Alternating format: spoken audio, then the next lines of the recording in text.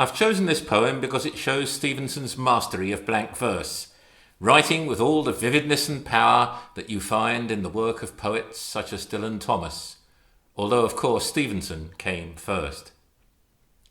He wrote these lines in exile about the city of Edinburgh, where he was born and roamed the streets with the friends of his youth, a city that would lie deep in his soul right up until the end in Samoa in 1894. It's from Songs of Travel and it's called To My Old Familiars.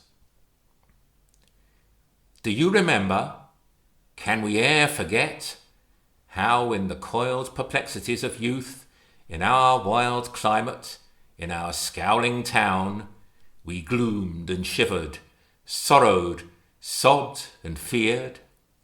The belching winter winds, the missile rain, the rare and welcome silence of the snows, the laggard morn, the haggard day, the night, the grimy spell of the nocturnal town. Do you remember? Ah, could one forget?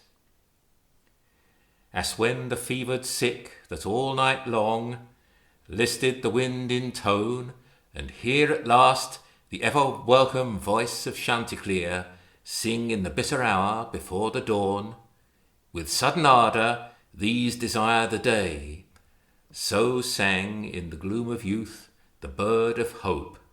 So we, exulting, hearkened and desired, for lo, as in the palace porch of life we huddled with chimeras from within, how sweet to hear the music swelled and fell, and through the breach of the revolving doors what dreams of splendour blinded us and fled.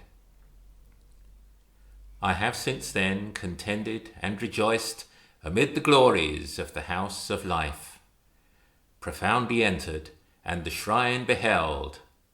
Yet when the lamp from my expiring eyes shall dwindle and recede, the voice of love fall insignificant on my closing ears, what sound shall come but the old cry of the wind in our inclement city?